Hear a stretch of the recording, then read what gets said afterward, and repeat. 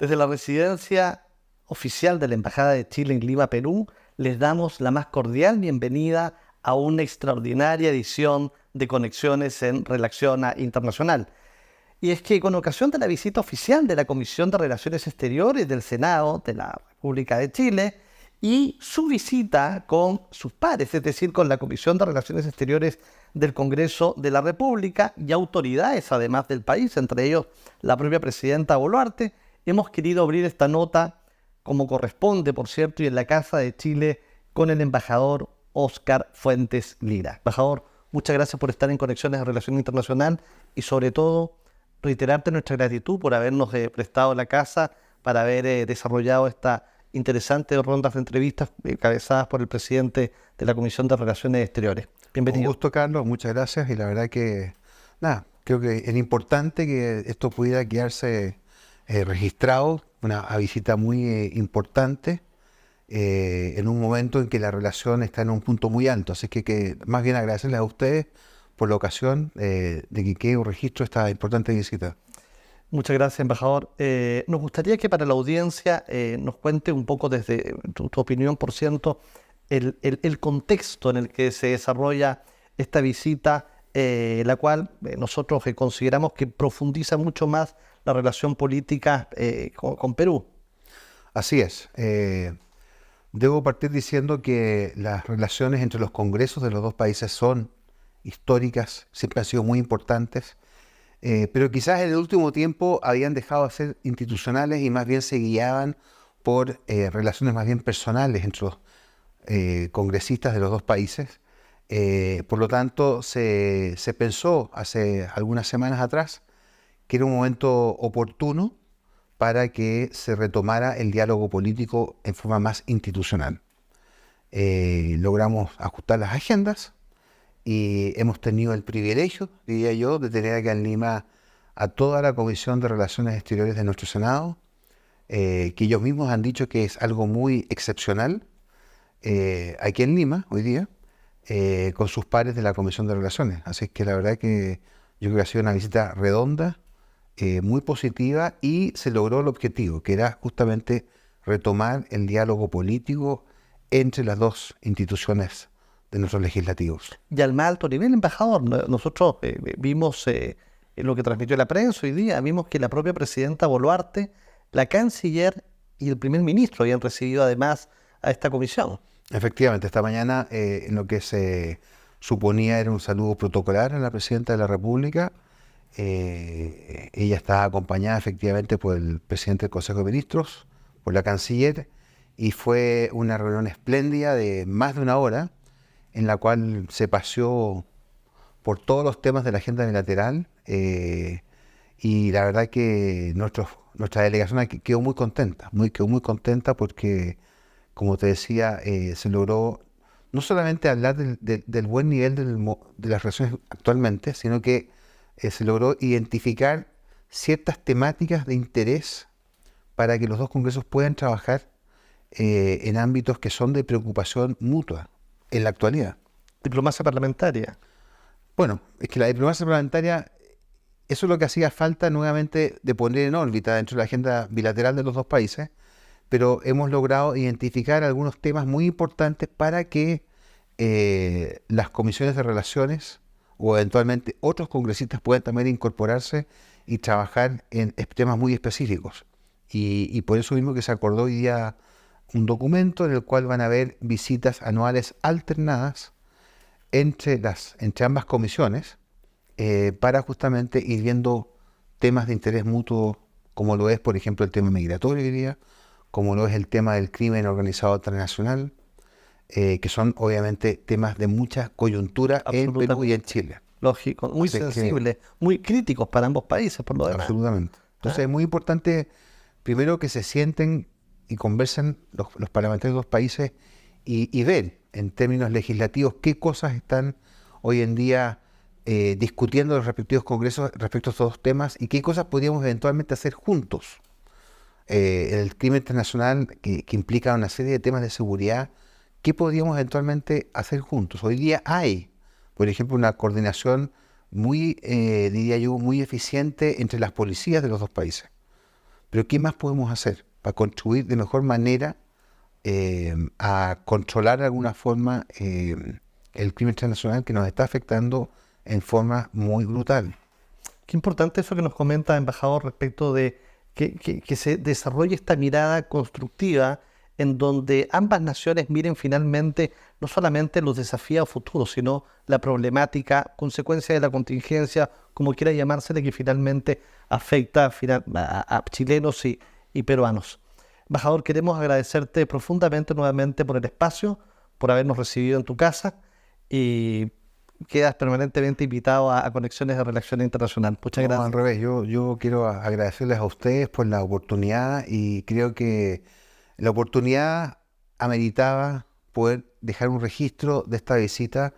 Creo que se ha logrado de muy buena forma, así que yo simplemente quiero agradecerles a ustedes y sí, a disposición cuando quieran. Muchas gracias. Muchas gracias. Fue la voz del embajador de Chile en Perú, Óscar Fuentes.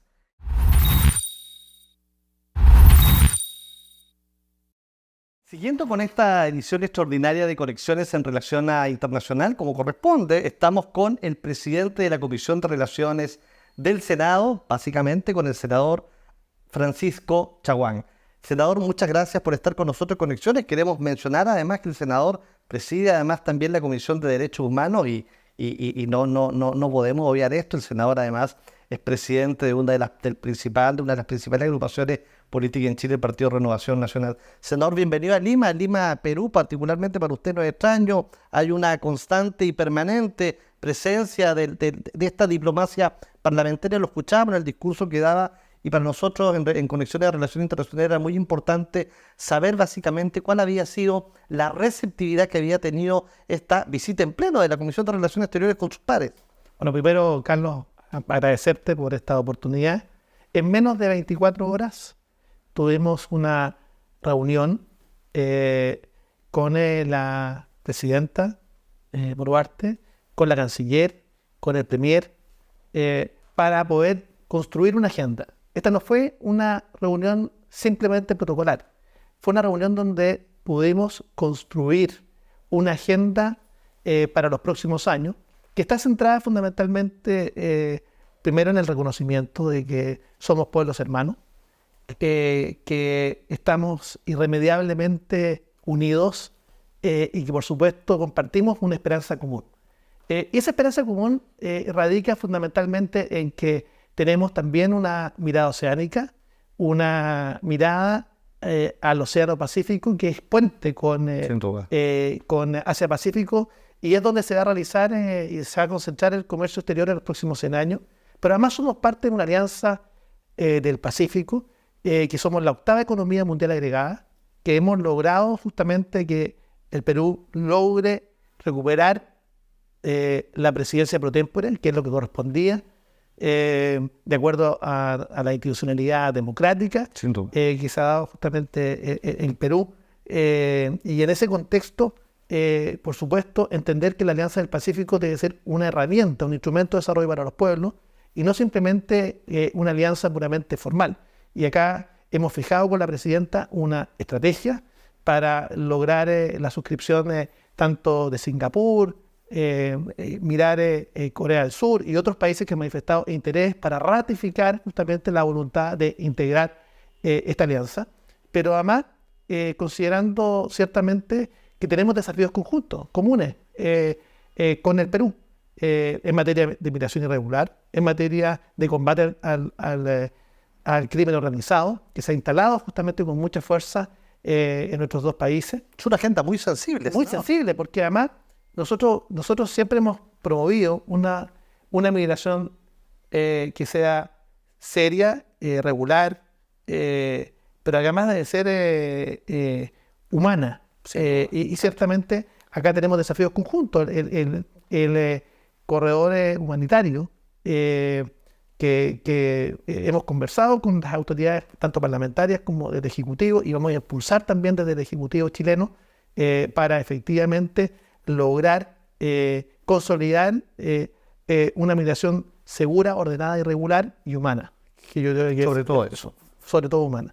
Y por supuesto, entender claramente que el combate al crimen organizado debe ser una tarea prioritaria de tanto de Perú como de Chile. La corrupción, el crimen organizado, distintos tipos de delitos que se han ido surgiendo en nuestros respectivos países, hablan justamente de la necesidad de actualizar nuestra legislación, de mejorar las competencias, la cooperación de nuestras policías, la cooperación también de nuestros gobiernos, justamente en esta materia, incorporando también a Ecuador en esta lógica que yo creo que es fundamental. Esta ruta natural, dice usted. Es la ruta natural, Claro, por supuesto. claro. Y vuelvo a insistir, acá las dictaduras, particularmente la dictadura nicaragüense, la dictadura venezolana, ha provocado un desplazamiento de personas sin precedente. Qué importante, senador, que lo diga claramente, además. Sí, claro, porque hay que decirlo con fuerza. Absolutamente. La dictadura nicaragüense, la dictadura de Daniel Ortega, la dictadura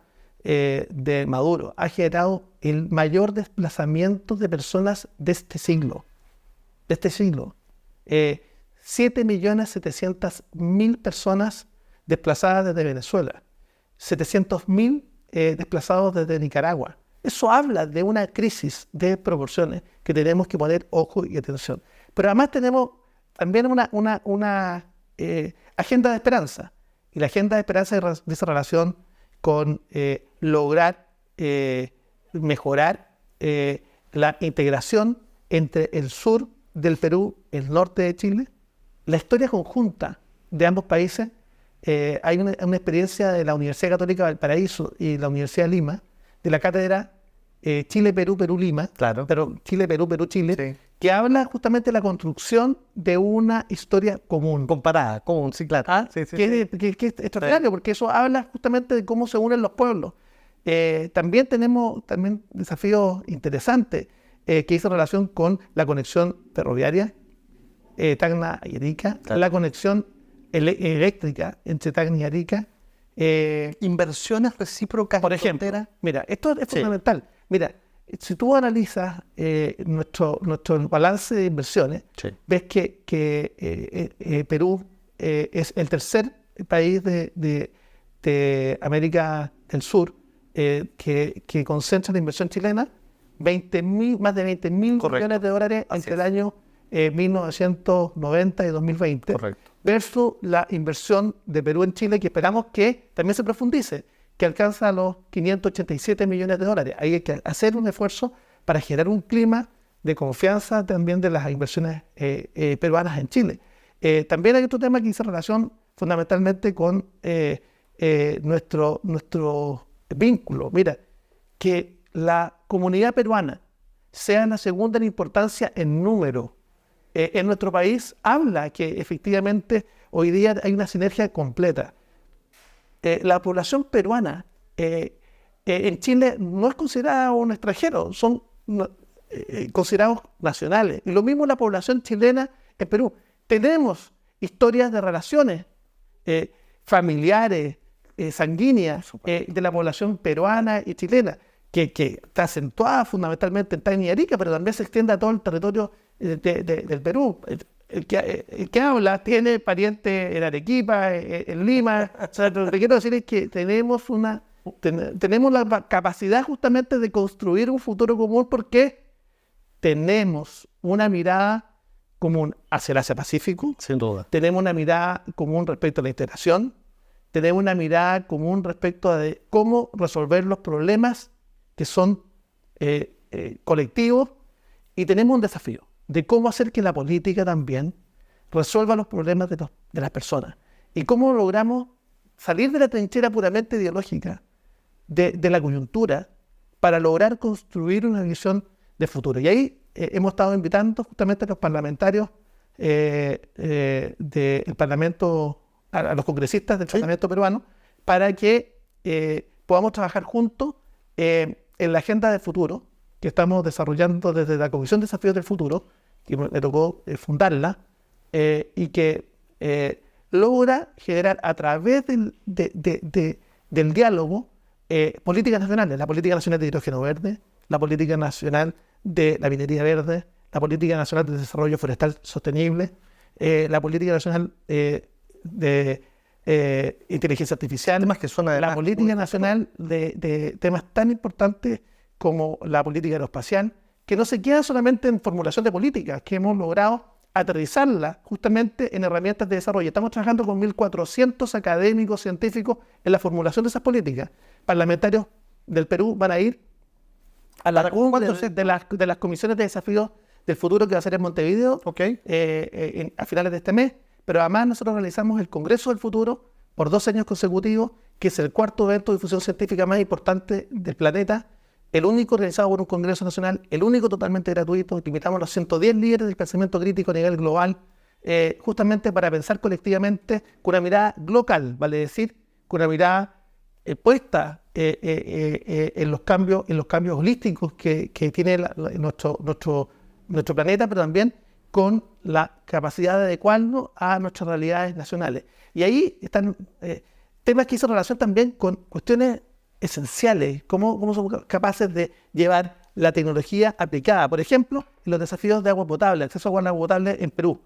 Un tema muy sensible acá, tremendo. O sea, en Lima Metropolitana le estoy hablando. Por eso, absolutamente, Carlos, por eso es tan importante entender que no solamente la política debe servir para generar climas, sino que también para generar cambios de vida de las personas. Y el problema que tenemos es que los medios visualizan la política muchas veces solamente en los temas de coyuntura, en los temas de conflicto, en los temas de trinchera ideológica, en los temas, vuelvo a insistir, en los temas que son accidentes, no en los temas de fondo. Claro. Y hay trabajo en los parlamentos, pero que es invisibilizado justamente muchas veces por los medios.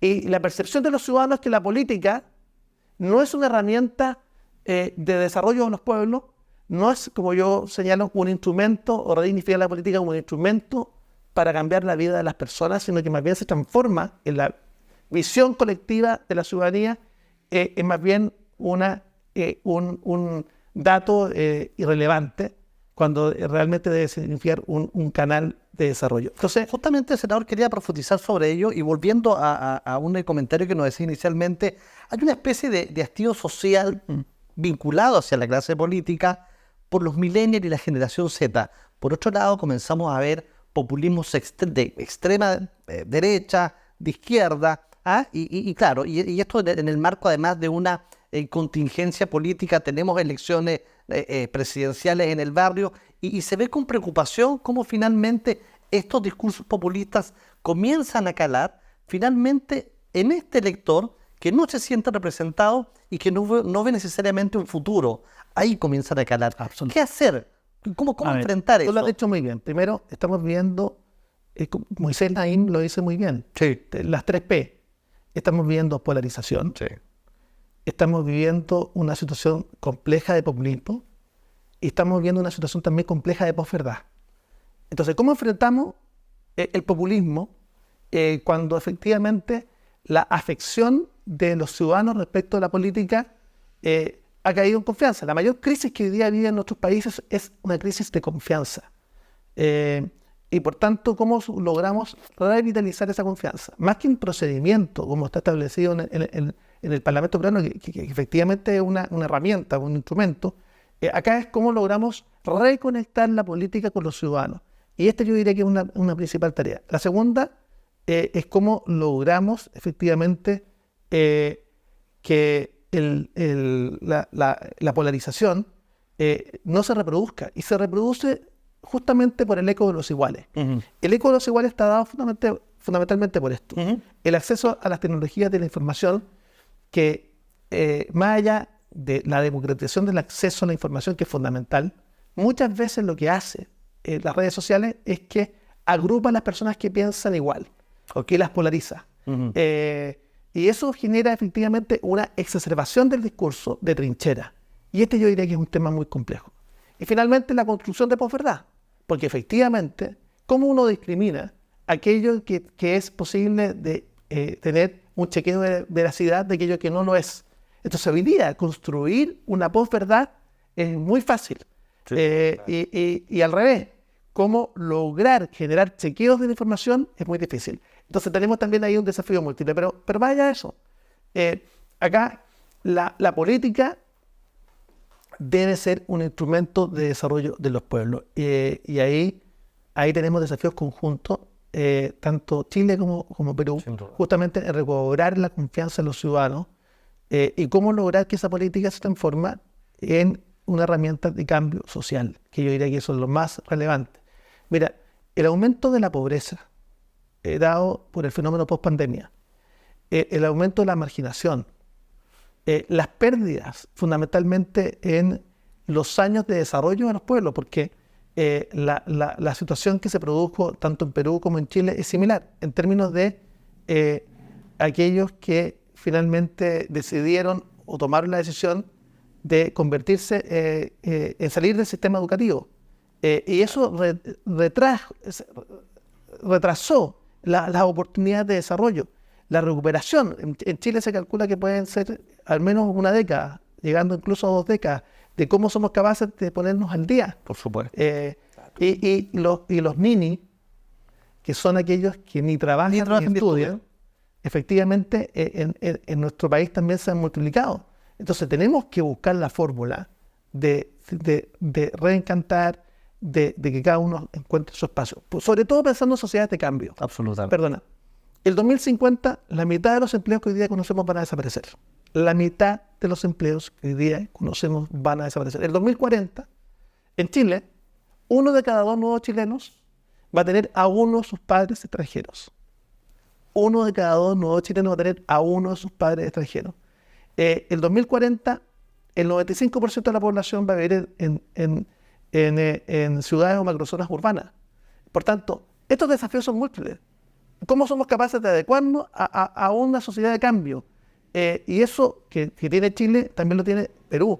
Mira, tenemos también un desafío mayúsculo. ¿Cómo se deshabitan nuestras zonas fronterizas? No hay política. Lógico. No hay política justamente de fronteras interiores. Y tenemos un problema porque nuestras zonas de fronteras interiores se están deshabitando. Muchas veces tampoco hay inversión en acceso a servicios básicos de agua potable, luz eléctrica, y por tanto los peruanos que viven en zonas limítrofes, los chilenos que viven en zonas limítrofes terminan abandonando la soberanía.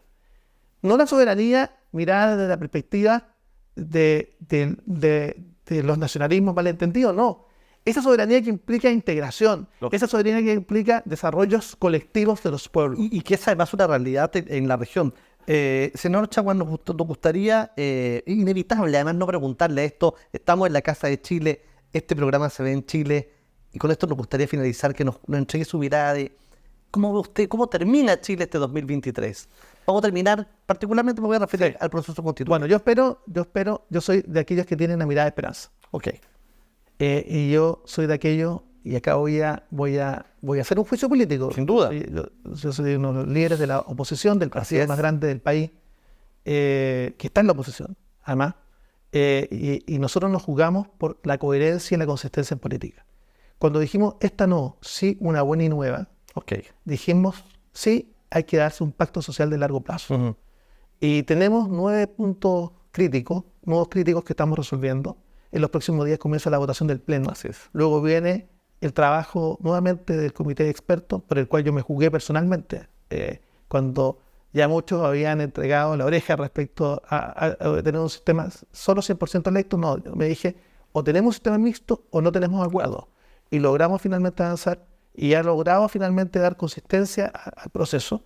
Yo espero que esos temas sean resueltos, que Chile termine el 17 de diciembre con una mirada de futuro colectiva y con un pacto social de largo plazo que dé esperanza a los pueblos y que dé esperanza justamente a la nación chilena, que es una sola.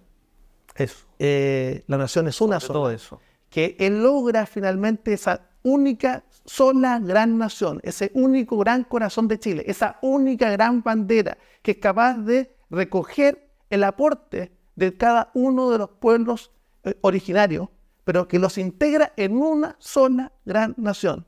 Y es capaz justamente de mirar colectivamente y en conjunto, que es distinto, colectivamente y en conjunto, un futuro común.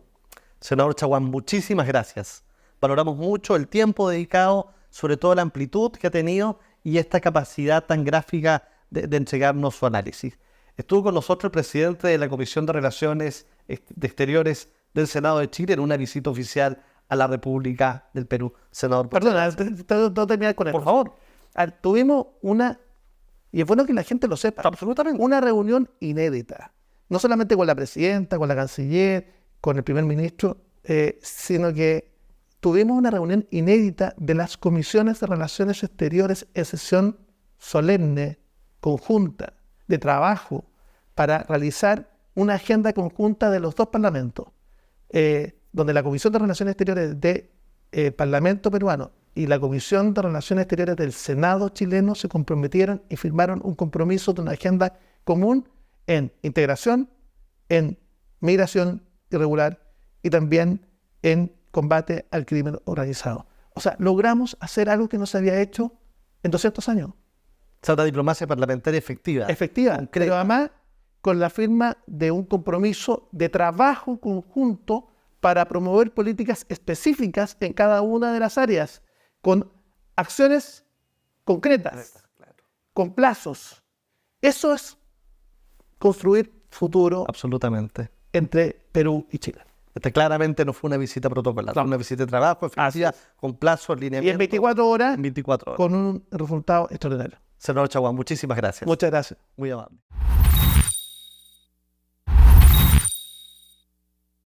Senador José Miguel Insulza, muchísimas gracias, bienvenido a Perú, qué grato verlo nuevamente. En mi anterior posición tuve el privilegio de conocerlo hace probablemente más de 26 años acá en Perú y quiero darle la bienvenida a Conexiones, este bloque de relación internacional. Es un honor para nosotros, la verdad, las cosas que nos acompañe, siendo usted por lo demás un profundo conocedor de la realidad internacional, del panorama multilateral y, por cierto, con foco en lo vecinal. Hay que mencionarlo, el senador José Miguel Insulza fue ministro de Relaciones Exteriores, ministro secretario general de la Presidencia, ministro de Interior y además exsecretario general de la Organización de los Estados Americanos. Debo mencionar también que la última posición que tuvo fue agente ante la demanda marítima de Bolivia contra Chile en la Corte Internacional de Justicia de La Haya. Y la presencia del senador Insulza obedece básicamente, él es miembro de la Comisión de Relaciones Exteriores del Senado y se encuentra dicha comisión desarrollando una agenda oficial en Lima, reuniéndose con los parlamentarios, particularmente con sus pares en el Congreso de la República. Senador, bienvenido nuevamente. Muy buenas noches, muchas gracias por su presentación y mucho gusto de estar nuevamente en el Perú, un país donde he estado muchísimas veces. Senador, atendiendo su visita a Lima, ¿cuál es la evaluación de esta? ¿Cuál fue la recepción particularmente de sus pares? Nosotros hacía bastante tiempo ya teníamos la intención de reunirnos con la Comisión de Relaciones Exteriores del Congreso peruano y nos parecía que después de algunas cosas que han pasado recientemente, los temas relacionados con los problemas de migración, incluso los temas de surgimiento de organizaciones criminales que operan en Perú y en Chile, la reciente decisión o participación de Chile en solucionar el problema con la Alianza del Pacífico, era bueno tener una verificación, como se dice. Creo que en Italia se usa mucho ese término. Significa hacer una cuenta de cómo están las cosas entre nosotros. Y decidimos venir todos. La comisión completa. Eso es poco frecuente. La comisión completa no viaja nunca sola, o sea, en conjunto, pero esta vez decidió viajar en conjunto precisamente para mostrar nuestro interés en mantener la mejor relación posible con el Perú. Y se constituye eso además en una importante señal a nivel de Estado. Exacto, y nosotros queríamos dar esa señal. Nosotros hemos dado algunas señales, ahora último, primero nuestra participación, como decía, en el tema de la cumbre de la Alianza del Pacífico, en el diálogo que hubo hace poco entre parlamentarios de Perú y Chile sobre el tema migratorio en la misma frontera, y queríamos entonces reafirmar esa idea que nosotros no solamente estamos al lado, junto a Perú en los problemas que se puedan enfrentar, sino que pueden contar con nuestro apoyo permanente. Sustantivo ello, senador, y además el efecto que generó respecto de la imposición de los buenos oficios que se tuvo nosotros en Chile a través de nuestra Cancillería para que Perú pueda ejercer la presidencia pro tempore de la Alianza del Pacífico. La recepción por parte del Congreso me imagino que ha estado en la misma línea. Yo creo que sí, ha sido muy buena, muy amable. estamos haciendo un comunicado sobre eso y otras materias. Creo que estamos en un buen momento y esperamos juntarnos pronto de nuevo. Finalmente estamos cerca, ¿no? Absolutamente, a 3 horas. A 3 horas. Sí. Senador, nosotros estuvimos revisando sus últimas columnas y particularmente nos llamó, la que publicó hace un día atrás, respecto de lo que significa la gobernanza global y la pertinencia de la diversificación de esta, y en esa línea reconociendo, por cierto, la rivalidad que hay entre China y Estados Unidos. ¿Cómo queda Latinoamérica? ¿Qué nos queda Chile y Perú? ¿Cómo podemos entender ello? Bueno, yo creo que el texto que yo escribí fundamentalmente trataba de presentar cuáles eran las dificultades que existían vis-a-vis lo que fuera la situación a comienzos del siglo, en el cual se veía claro un nuevo sistema de gobernanza internacional orientado a la mayor parte de sus acciones por lo que llamaríamos los valores occidentales, ¿no? Claro. Y el resto del mundo tratando de vincularse a esto, ¿no? Un primer ejemplo que no lo pongo en el artículo, pero lo diré ahora, Muchas gracias. fue la última cumbre de las Américas, Claro. que fue en que la pauta de la cumbre fue copiada de la pauta de la cumbre de Miami de 1994. Y los resultados fueron completamente distintos.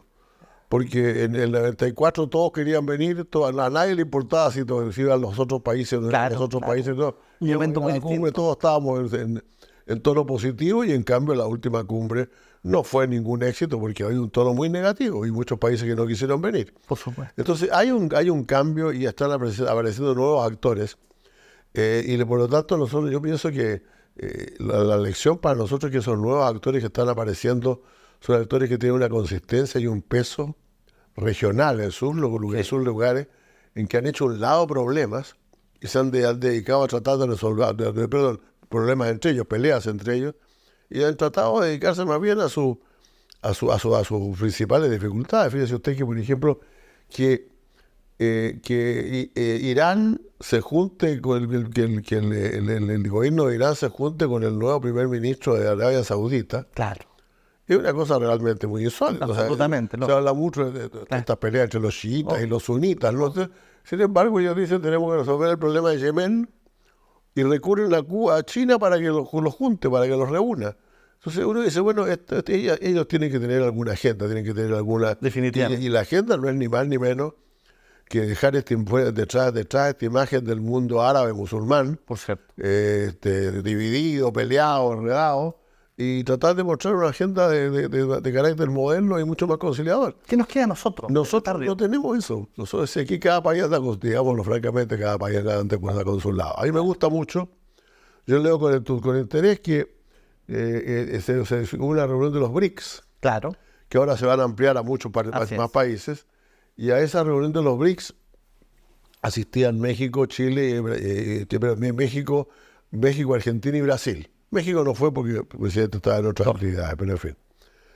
Pero el problema es que digo, bueno, pero si Brasil opta por ir a los BRICS y no mira con mucho entusiasmo la reciente cumbre del G20, y Argentina lo mismo, ¿no será que están buscando nuevas alineaciones?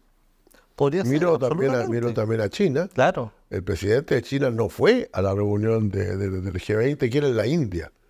Uno supondría que un país ansioso de tener alguna hegemonía mundial, Claro. lo primero que quería sería juntarse con el único vecino que tiene más población que ellos, pues. Sin embargo, optaron por ir a la reunión de los BRICS. Claro. Entonces, yo creo que realmente se está produciendo una cierta situación en que los países entienden, algunos países y algunos grupos de países, entienden que este no es el momento en que vayan a ganar una hegemonía mundial, pero sí es el momento en que pueden mostrar que no va a haber arreglos mundiales sin la participación de ellos. Yo creo que China está en eso hoy día, más. Creo que también están en eso los países árabes, creo que también están en eso ciertamente los europeos. En eso no está América Latina. América Latina no saca la cara como un conjunto. El llamado ahí a una visión mucho más integradora. Bueno, es lo que hemos estado hablando siempre. Por cierto, más allá de las diferencias Claro, que tengamos entre claro. nosotros, por lo menos para las cosas que pasan fuera, relacionadas con el comercio, con la criminalidad, con las migraciones, pongámonos de acuerdo. Exactamente. Senador, y finalmente de cara a los comicios que se avecinan en la región, ¿qué hacer y cómo? Y se lo pregunto a usted, es un hombre de Estado, ¿Qué hacer? ¿Cómo entender estos populismos extremistas, tanto de derecha o izquierda? ¿Qué le queda al elector? Por otro lado, se ve también que hay un deterioro en la capacidad reflexiva de los millennials, de esta masa de jóvenes. Hay como una especie de hastío. Pero ¿cómo entender qué hacer respecto de estos extremismos, estas posturas tan radicales de derecha e izquierda, que la verdad las cosas comienzan a tener un asidero importante y comienzan a mover la aguja respecto de la potencialidad de concretarse en futuros presidentes? Mire, yo creo que en general la gente tiene la impresión que hay gente que la gente está descontenta, está disgustada, etcétera. Incluso de alguna manera ve al mundo político de sus países pelearse entre ellos a cada rato por cualquier cantidad de temas. Eso claro desmoraliza. Pero creo que nosotros que han habido ejemplos en los cuales, el más reciente que ocurrió en mi país, en el Senado de Chile, en que después de pelearnos por el tema del legado del 11 de septiembre, del recuerdo del golpe militar, de la dictadura de Pinochet, de todo esto, y después de muchas peleas, el Senado se reunió, tuvo un diálogo, todos hablamos, y hablamos además con toda franqueza, con toda claridad respecto a lo que había ocurrido, pero nadie se peleó con nadie, sino que la idea que dimos fue una idea que existían instituciones que estaban disponibles para sacar los países adelante. Y yo creo que eso es lo que vale la pena hacer. Si gran parte de las cosas que ocurren hoy día es porque mucha gente del mundo político, en su afán por trepar solo, que es un gran defecto de la política de hoy, arma enredo y pelea. Mire el candidato que tiene en Argentina en primer lugar, que realmente todo el mundo sabe que ese señor no va a hacer todas esas cosas que dijo, porque realmente si trata de hacer la mitad de las cosas que dice, lo van a sacar en pocos días. Una cosa es con guitarra y Pero otra sin con embargo, él cree que puede llegar a la gente con eso, se lo dice, y la gente disgustada lo escucha, y ese riesgo existe. ¿En su opinión son productos creados este tipo de Sí, pero candidatos? también tienen una realidad. Mire, yo creo que nosotros vivimos, y esto va a parecer un poco raro, esta secuencia. Nosotros vivimos desde el 2004, 2005, hasta desde la década anterior, la última década del siglo pasado y la primera década desde esta, hasta ya alrededor del 2014, vivimos un periodo extraordinario. Vivimos un periodo de crecimiento muy fuerte. Incluso nos dimos el gusto de, cuando se produjo la gran crisis mundial del 2008, decir, nosotros esta vez no la creamos nosotros, y nosotros estamos yendo bastante bien. Ya se veían señas.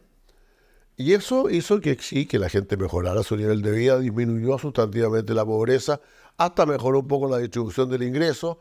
Los países tenían buenos gobiernos que sacaban muchos votos. Y de pronto la economía empezó a dar señales de debilidad.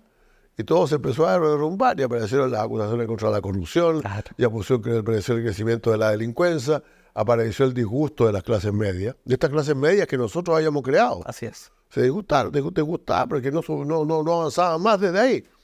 Y en ese momento se vieron nuestra flaqueza, y la gente percibe la flaqueza del mundo político. Y eso hace que no esté contenta, y vamos a pasar todavía por algunos periodos de turbulencia, pero yo creo que de ahí hay que aprender, porque yo creo que América Latina tiene muchos recursos para seguir adelante y puede, en la medida que sea capaz de forjar unidad y desarrollar políticas nuevas como las que desarrolló precisamente en la última década del siglo anterior y la primera de este, yo creo que sí es posible que salgamos adelante, pero que vamos a pasar algún tiempo más o menos difícil, no cabe ninguna duda. ¿Es su mirada optimista? Sí, bueno, hay Olivier Blanchard, el economista jefe del Banco Mundial, dijo por allá por el 2014 precisamente que los países emergentes, entre los cuales estábamos nosotros, así es, no habían acompañado la crisis, pero podían aumentar el crecimiento lento que seguía la crisis. Y eso es lo que está ocurriendo. Pero no hay mal que dure 100 años, y creo que vamos a seguir adelante en la medida en que preservemos nuestras formas democráticas de gobierno y en que seamos capaces de ponernos algo firme ante las olas de populismo que vuelan por el continente, que han tendido a decaer un poco, porque a lo mejor porque algunos de ellos han gobernado y se han dado cuenta que otra cosa es con guitarra, como decimos en Chile. Exactamente, y otra con cajón. Muchas gracias, senador. Fue el senador José Miguel Insulza entregándonos este bálsamo a través de estas conversaciones que estamos generando en esta edición extraordinaria de Conexiones en Relaciones Internacional. Muchas gracias, senador. Muy agradecido. Muchas gracias a usted. Buenas noches. Gracias. Muy amable.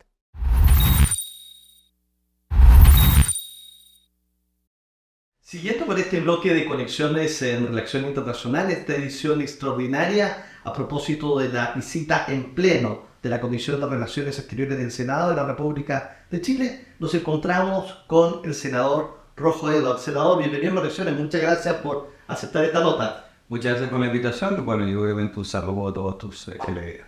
Muchas gracias. ¿Cómo estuvo, cómo lo recibió Lima? ¿Cómo lo recibieron sus pares en el Congreso? ¿Cómo podría, cuál es su mirada respecto de la relación entre el Parlamento peruano, la Cámara de Senadores? ¿Están haciendo ustedes, sin lugar a dudas, diplomacia parlamentaria? ¿Con su evaluación? Bueno, primero asistir que las relaciones Perú-Chile creo que están en un alto en mucho tiempo. Yo creo que el hecho de que los gestos tanto de Perú hacia Chile y los gestos de Chile hacia Perú, por ejemplo, con el paso escalonado de la presidencia pro tempore para la Alianza del Pacífico, que México no se la quería entregar, ¿no es cierto?, a la presidenta Boluarte. Las gestiones que hizo Chile creo que han hecho que haya un entendimiento de que para Chile efectivamente las relaciones con Perú son prioridad, queremos tener las mejores relaciones, y para Perú exactamente igual. Y esta visita, que ha sido con toda la Comisión de Relaciones Exteriores, que nos hemos reunido con la presidenta Boluarte, pero también con la Comisión de Relaciones Exteriores del Congreso, creo que es una esperanza de seguir incluso mejorando.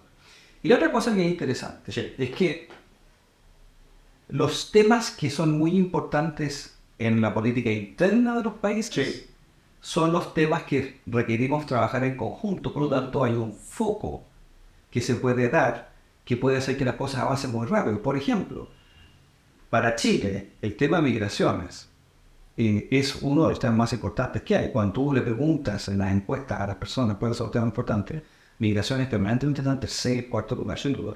Y el caso de la seguridad con el crimen transnacional, que es como la forma en que la gente lo está viendo, la vinculación, no son sensibles, es lejos del tema importante para Chile. Esa vinculación y esa unión permite que la integración en base por lo menos a estos dos temas haya mucha unión. Y yo creo que eso puede significar que o nos da la oportunidad de ver que se están dando las cosas para integrarnos mucho más allá que ya estamos integrados, por cierto, pero integrarnos a niveles que ni siquiera conocemos. Así que yo estoy muy contento con las cosas. Muchas gracias. Naturalmente, entonces fue una receptividad en alto nivel, ¿no? Sí. Nos comentaba que lo recibió la propia presidenta Boluarte. Un hecho, naturalmente, que le da la mayor relevancia a esta visita que han realizado. Senador, vamos a irnos al tema del fortalecimiento de las políticas migratorias. Ambos países vivimos en los primeros meses de este año una situación bastante crítica en la frontera, en donde finalmente Chile y Perú nos hacíamos responsables. Y voy a probablemente clarificar esto, y una situación en la que no necesariamente nosotros los que habíamos originado esta situación, en la que había un único responsable, probablemente dos. En esa línea, ¿qué es respecto a seguridad y esa migración? ¿Cuál es la mirada suya en relación a esta situación que pareciera ser que está recrudeciendo? Bueno, primero la causa de los problemas migratorios de Chile y Perú es la dictadura de un señor en Venezuela que ha generado la catástrofe humanitaria más importante, más profunda, más larga y que ha afectado a una mayor cantidad de gente en Latinoamérica desde la creación de nuestras repúblicas. Esa es la magnitud del desastre venezolano. Y claro, efectivamente, como la gente está escapando la miseria en Venezuela, hay 7, 8 millones de venezolanos que han salido en los últimos años y una gran cantidad tiene como destino Chile y tiene como destino Perú. Entonces resulta que ambos países tenemos una gran población que queremos ayudar, por cierto, pero que no sabemos en qué están, hay mucho ingreso irregular y por lo tanto estas materias se han ido escapando de las manos. No tenemos conciencia, ninguno de los dos países, quién está en nuestro país, qué está haciendo, cuál es su dirección y cómo podemos ayudar. Eso es crítico. Por supuesto que sí, y nos ha pillado a los dos países sin una legislación o a nivel constitucional o a nivel legal, que nos permita enfrentarlo. Y sin los mecanismos del poder estatal o la burocracia que nos permita tener las respuestas. Entonces estamos creándolas en la medida de que van pasando estos problemas. Y obviamente se generan ciertos pics en problemas. Para nosotros, lejos en los problemas más grandes están en Colchane, en la frontera con Bolivia, claro. Ese es el foco máximo en Chile. Pero, por supuesto, en Chacayuta, en Santa Rosa, tuvimos este problema de los migrantes que muchas veces llegan a Perú y les va bien, y muchas veces les va mal. Y llegan a Chile, y a algunos les va bien, a otros les va mal. Entonces quieren ver, obviamente son personas que quieren el mejor futuro de sus hijos, etcétera. Y para ello, se genera esta situación en la cual se genera un bolsón de personas y nadie sabe qué hacer. Entonces yo creo que es un problema conjunto. Tenemos que ver la posibilidad de los corredores humanitarios, tanto terrestres como aéreos. Tiene que haber una política integrada: Chile, Argentina, Bolivia, Ecuador, Perú, Colombia y también Brasil, porque también hay otra corriente que sale por Brasil, para avanzar de esa manera. Pero la legislación y la parte burocrática creo que nos pilló un poco desprevenidos. En Chile, el problema migratorio la primer campanazo con la migratoria se da con la inmigración haitiana hace un par de años atrás. Así es. Anteriormente nosotros tenemos la segunda comunidad más grande de Chile, peruano, y se ha integrado muy bien a la sociedad chilena, y hoy día no tiene las dificultades que vemos con otras comunidades. Pero los problemas que hemos tenido en general son más o menos nuevos, y Chile y Perú se necesitan, porque hay una frontera importante. Y también necesitamos a Bolivia. Tanto Perú como Chile necesita que Bolivia esté en esto, y también, por supuesto, que Argentina. Y en esta visita, senador, ustedes han podido constatar que existe entonces voluntad a nivel del Parlamento. Hemos constatado que hay una alineación total. Ok. Y por lo tanto, por ejemplo, nosotros tenemos 3 acuerdos conversando a nivel de ejecutivo: el acuerdo de prechequeo, de temas laborales, y el tema de la tarjeta vecino, para poder ir de línea ataque sin problema. Ahí tienen 3 proyectos de acuerdo, resoluciones conjuntas que nos permiten avanzar. Después en crimen transnacional, porque lamentablemente cuando se abren estos caminos pasan muchos criminales. Entonces tenemos un problema de crimen transnacional, y ese tema en Chile y bueno, en el Perú también. Entonces yo tengo mucha esperanza de que podamos avanzar en muchas cosas. Senador, democracia en América Latina. Siguen existiendo democracias débiles.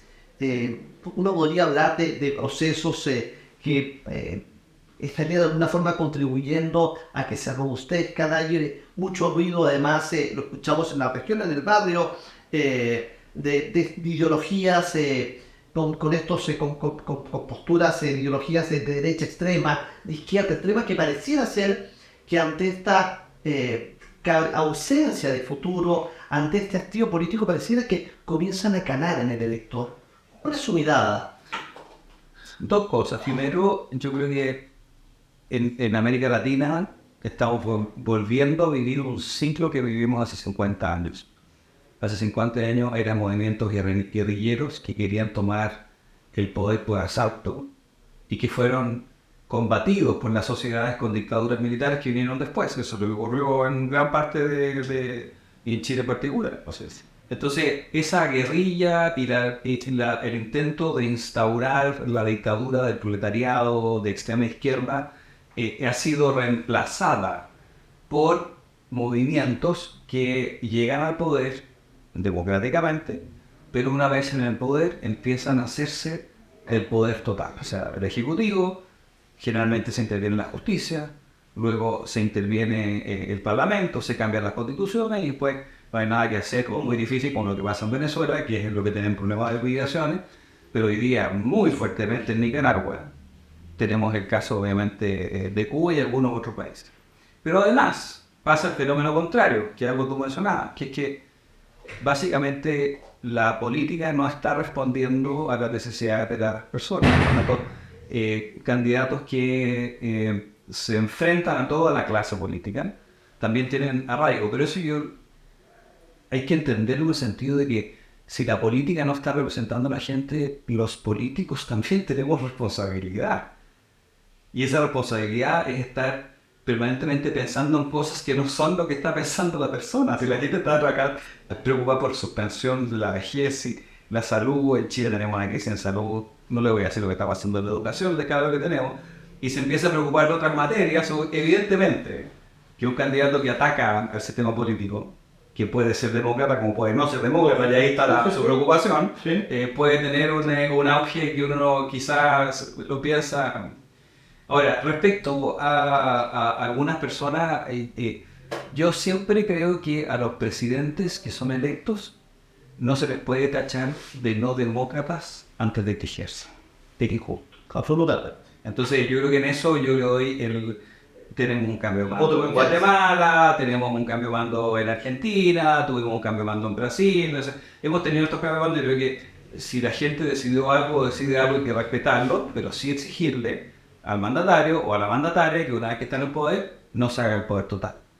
Mira, el virus autoritario está, yo creo que cuando cualquier burócrata, sea el poder judicial, legislativo, ejecutivo, realiza un acto en que se arroga un poder que la Constitución no le confiere, ahí está el virus autoritario. Cuando un juez, por ejemplo, de una corte suprema de un país, hace o entrega un fallo de carácter general, por ejemplo de salud, y eso afecta a la política pública de salud, ese juez ya no es un demócrata. Porque los fallos tienen que tener alcance entre las partes que están contendiendo. Y no general, porque si no afecta a la política pública. Y la política pública no depende del Poder Judicial. Claro.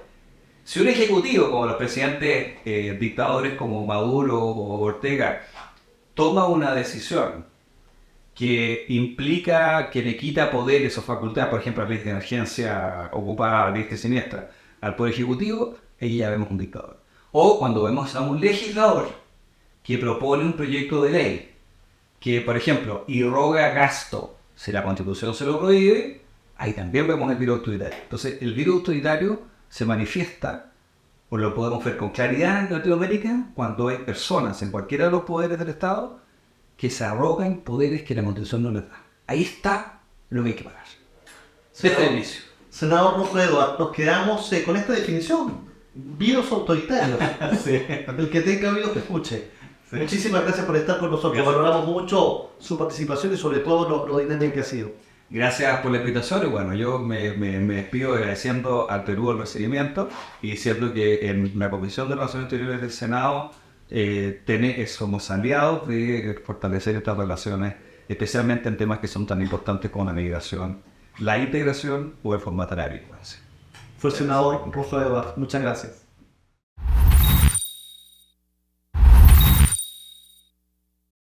Continuando con esta edición extraordinaria de Conexiones en Relación Internacional, como ustedes saben, a propósito de esta visita de la Comisión de Relaciones Exteriores del Senado, en donde todos sus miembros en pleno llegaron hoy a tener una serie de reuniones de primer nivel, no solo con sus pares en el Parlamento, sino además fueron recibidos por la propia presidenta Boluarte, el primer ministro y la canciller. Nos encontramos con el senador Jaime Quintana. El senador Quintana, como ustedes saben, ha sido expresidente del Senado y por lo demás es actual presidente de uno de los partidos de mayor tradición en Chile. Estamos hablando del PPD, muy cercano a más partidos. Ustedes recordarán al expresidente Ricardo Lagos. Senador Quintana, bienvenido a Conexiones. Gracias por estar con nosotros. Gracias, Carlos. Un agrado poder estar en este programa, ¿no es cierto?, que es muy visto en varios lugares, en varios países de Sudamérica. Así que muy feliz de estar acá. Muchas gracias. Senador, quería partir preguntándole básicamente cuál fue la mirada, la percepción que usted tuvo respecto de la receptividad inicialmente de su par y, por cierto, de la reunión con la presidenta Boluarte, sin necesidad que nos cuente detalles, pero es importante muchas veces esa sensibilidad inicial. Bueno, para Chile, y esto independiente de quién gobierne en Chile, la relación con Perú es de primer orden. Tanto así que la Comisión de Relaciones Exteriores, que hoy día está en pleno, acá los 5 miembros, es la que además lleva el grupo de amistad Chile-Perú. O sea, no se lo encargamos a otros senadores, que perfectamente podría ser con otros, como ocurre con otros países, con la mayoría, pero no, la relación con Perú la tiene directamente la Comisión de Relaciones Exteriores, que es la responsable de ver todos los temas internacionales. Entonces, eso significa que es prioritario. Y por supuesto, muy agradecido de que la primera mandataria de este país, de Perú, nos haya recibido. Hemos tenido un diálogo, yo diría un diálogo interesante desde el punto de vista de que estamos en la misma. O sea, los problemas, Carlos, son comunes. Mira, yo alguna intuición tenía, pero déjame decirte que al escuchar al presidente de la Comisión de Relaciones Exteriores, a la canciller, a la propia presidente, uno se da cuenta que las amenazas, los retos, los desafíos que tenemos en Latinoamérica, pero particularmente en 2 países que compartimos tanta frontera, son los mismos. O sea, pensar en Chacayuta, en Santa Rosa, en estos pasos, y entre otros, son fronteras muy porosas, son los mismos temas. No es que estemos en contra de la inmigración, no. Creo que el cuestionamiento y lo que surgió en la conversación es la inmigración irregular, Claro. y particularmente aquella inmigración que termina impactando en el crimen organizado internacional, transnacional. Eso sí, tenemos el deber moral de combatirlo, de confrontarlo, y yo creo que nuestros dos gobiernos, el de Chile y el de Perú, están en lo mismo.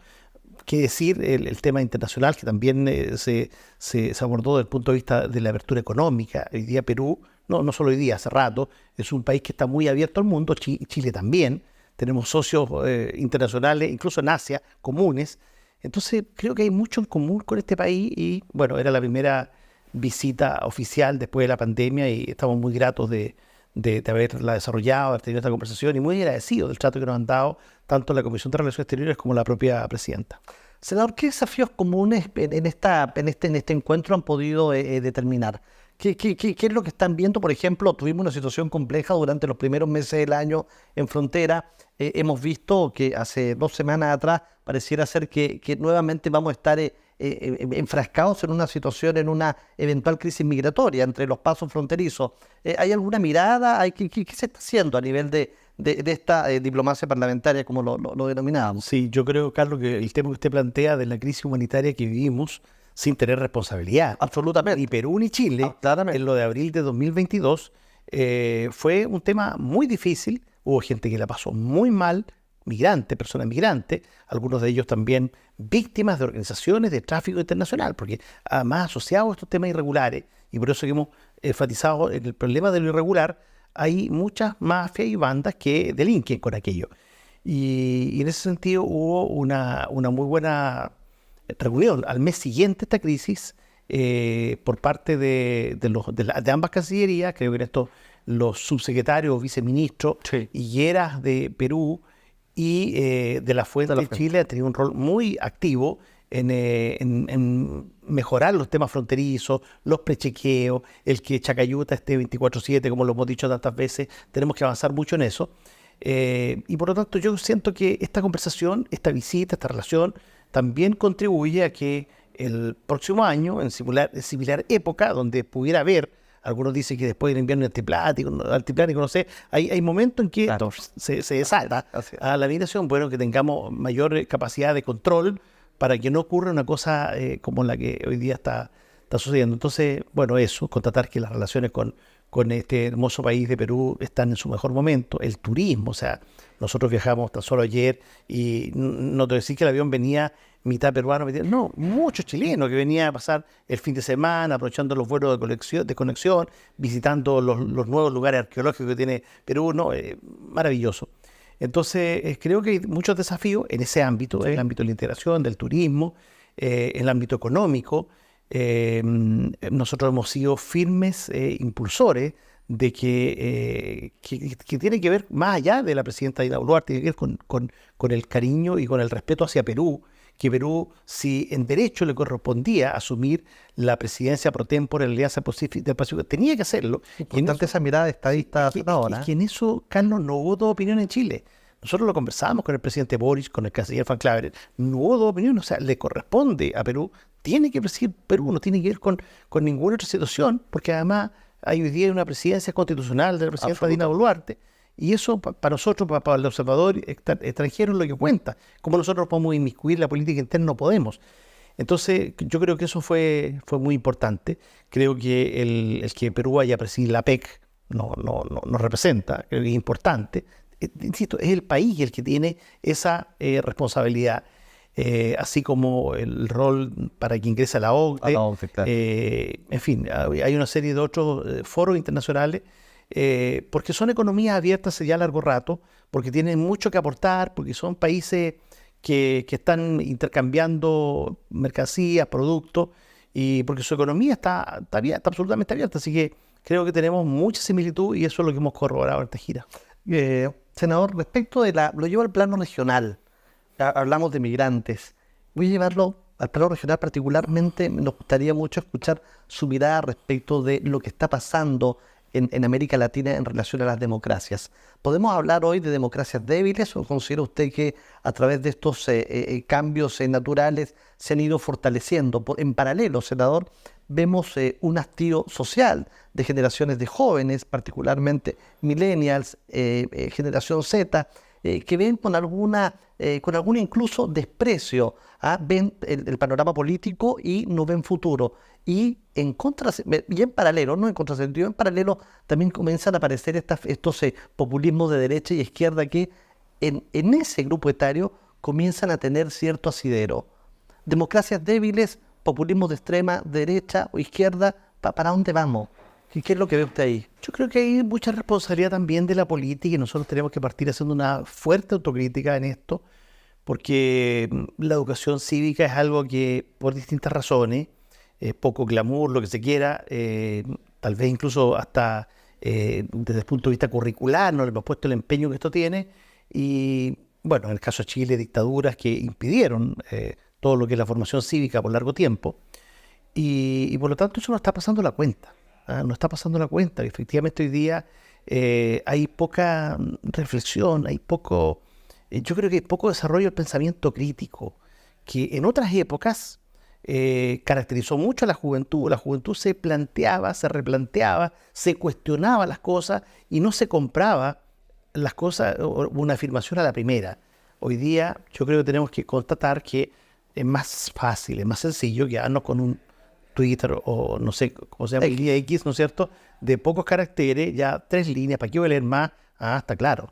Entonces nos quedamos con eso, damos por cierto una afirmación y no lo confrontamos, no lo cuestionamos, porque cuestionarlo y confrontarlo significa profundizar, significa leer más. Y eso es algo que hemos abandonado como país, los estados, desde el punto de vista de la política también. Así que, bueno, yo te digo como una cosa personal, yo estoy de salida, no quiero no quiero ni debo ser más candidato. Llevo algunos años ya, unos buenos años en política, llegué bastante de 30 y tantos años a la Cámara de Diputados en Chile, y yo soy profesor de Estado, literatura, y quisiera dedicarme los años siguientes, después del 2026, justamente a la educación. Yo creo que la educación es una dimensión de la política en donde un profesor, como en mi caso, puede o no puede apoyar una trayectoria de un joven o dejarla pasar y que ese joven termine en lo simple, en lo fácil. Muchas veces en el camino de la delincuencia, de la drogadicción, de la violencia.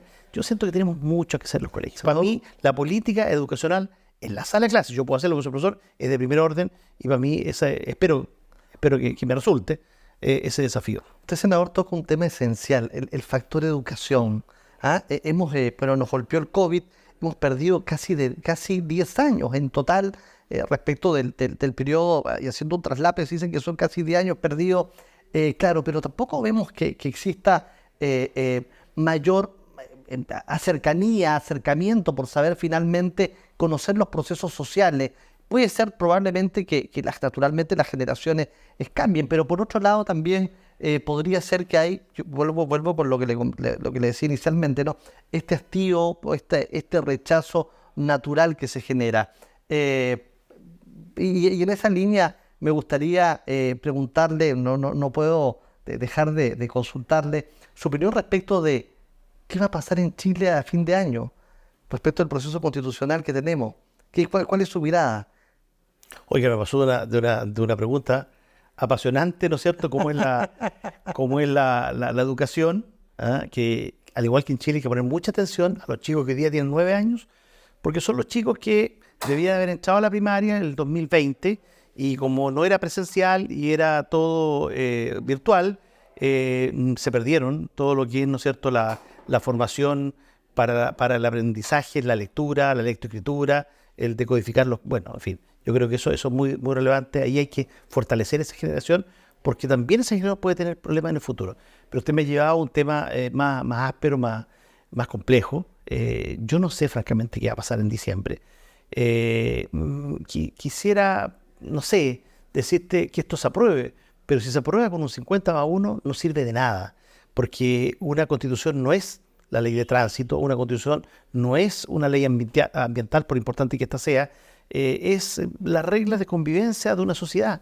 Yo creo que eso lo olvidó, se la farreó, como decimos nosotros en Chile, la desaprovechó un sector de izquierda hace un año, exactamente un año, y todo indica que parece también se la va a farrear este sector de extrema derecha ahora. Y creo que eso, quien pierde el futuro del país y pierda justamente las futuras generaciones, es porque probablemente no vamos a tener una constitución hecha en democracia.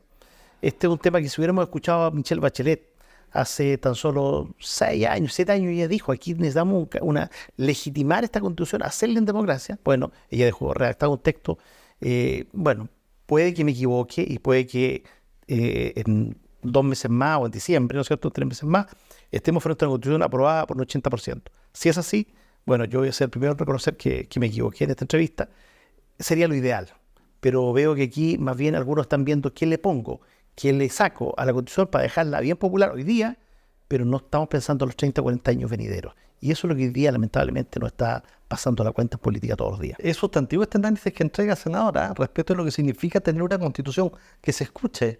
En efecto, yo coincido con usted en que una constitución, una carta magna, no puede tener el 50% más bono. 70%, 80%. Senador, yo quiero agradecerle por lo gráfico, por lo cercano que ha sido al desarrollar esta entrevista. Valoramos mucho su participación con nosotros y desde Conexiones de Relación Internacional le agradecemos su presencia en este bloque. Muchas gracias, Carlos, por esta oportunidad y por estar en este hermoso país que es Perú. Muchas gracias. Y de esta forma cerramos esta edición extraordinaria en Conexiones de Relación Internacional.